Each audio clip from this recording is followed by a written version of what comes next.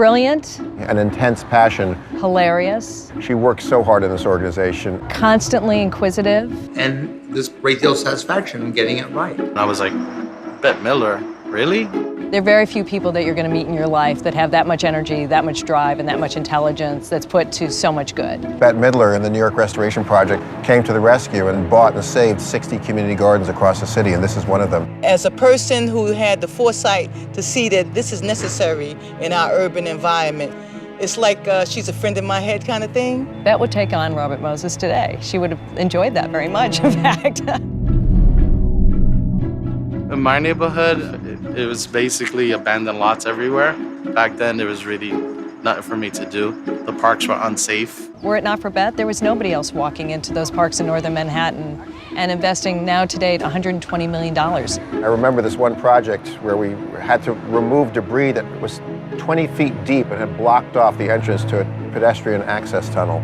In tonnage, I don't know, but those large bins that you use for construction site, I think we pulled out about 6 to 8 of them on one day. It was a lot of work. To her, the fact that that could exist in a city and we as citizens would allow that to exist was completely unacceptable. Right now, if you go to the garden, we have huge trees that are like easily 60 feet, 80 feet tall. So it's like, I planted that tree over there. 1 million trees on top of all those parks, she said. When Bette mentioned it, I thought planting 1 million trees was just impossible. Great idea, but totally impossible. Gaga, couldn't be done. Probably close to 800,000 trees have already been planted in New York. It's 2 or 3 years ahead of schedule. You know, there's so many things that don't work in New York and in other cities, and this is a great example of something that worked beyond anyone's wildest expectations. It's not just parks, and it's not just gardens. We've come to understand that when we do our best work, we're doing it in very close communication with the communities that we're serving.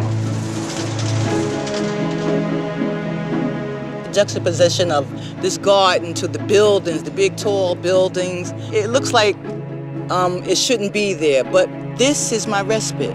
This is my oasis. I seek it out as much as I can.